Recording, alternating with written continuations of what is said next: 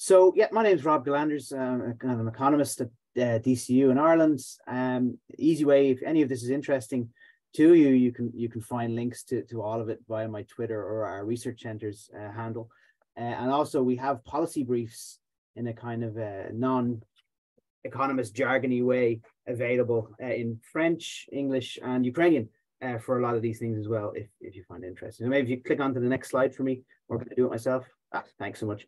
So I'm going to talk to you about two kind of pieces of research we've been doing. We being myself, my co-principal investigator, Professor Eugenie Maiga in Burkina Faso, and our postdoc team of Doris Aja Ek at DCU and Idrissa Udrogo in Burkina Faso. And this is all funded by the wonderful and wise people at the Irish Research Council. We were quite interested in sextortion as this particularly egregious form of corruption. And our first kind of stab at trying to understand this is, well, what drives sextortion? Is it the same kind of things that drive kind of the traditionally studied forms of corruption, like press freedom or democracy or economic development or kind of economic and educational and political empowerment for women?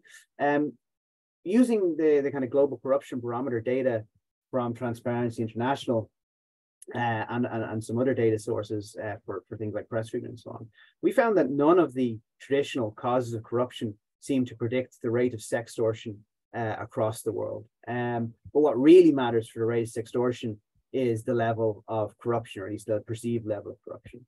So that chart there shows that there's a reasonably strong relationship between these things in a kind of a pairwise correlation or a correlation kind of way. And when we run our regression models, including all these other controls of causes of corruption, there's a really strong association between corruption and sextortion. Why this might be the case, I think Nancy covered a lot of it already.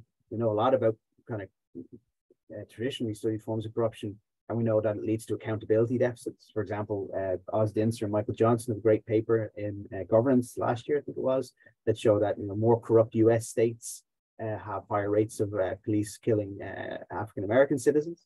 So there are accountability deficits associated with corruption.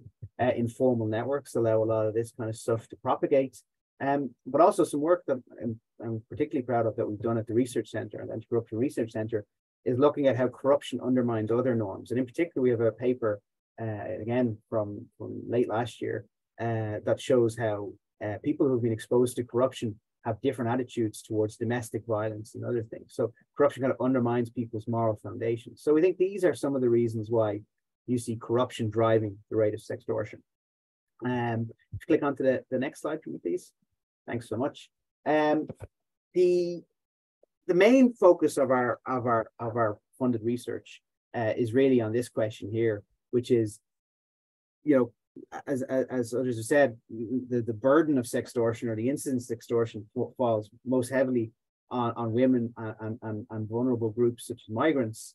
And so these are costs that are borne in expectation more by women than by men. So, and the cost is staggering as well. So we were wondering if this particular form of corruption, which falls most heavily on women, deters female entrepreneurship. And in a sense, we think of kind of fair public regulation and administration as a really fundamental public service, right? That you can go to your, as Nancy alluded to, your local business licensor or market inspector or whoever you need to go to start and run a small business, and you can get fair treatment there and not be expected to pay bribes or other forms of corruption. So we're using a data set called the Global Entrepreneurship Monitor, which asks people around the world about their intentions to start a business and their kind of entrepreneurial activities that they're already engaged in.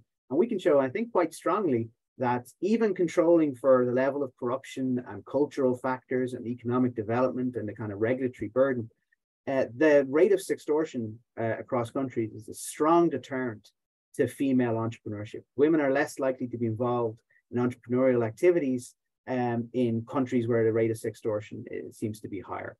There's no effect at all of sextortion on male entrepreneurial activities.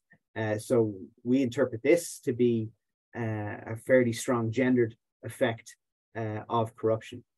We also were able to show, thanks to a really great feature of the data we're using, that if you look at what they call entrepreneurship of necessity versus entrepreneurship of opportunity. In other words, opportunity entrepreneurship is where people see a space that they can, they can start a business and exploit, whereas necessity entrepreneurship is the kind of the super micro enterprise, kind of selling fruit at the side of the road just to get enough money to keep your family going.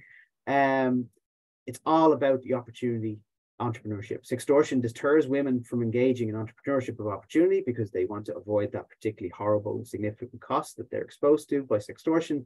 But people who have to start a business, people who have no opportunity but to go out and be micro entrepreneurs to keep themselves and their family alive, they are not deterred by sextortion. And we think that this means that these people are obviously particularly vulnerable, most that need of being able to avail of kind of decent public administration, and they're caught out by this cost. And we think that for the practitioner side and for the law enforcement side, the reform side, trying to understand the experiences of these kind of female micro entrepreneurs is a promising way to go. So I hope that was not more than my 5 minutes, and thank you very much for your attention and the invitation to be here today.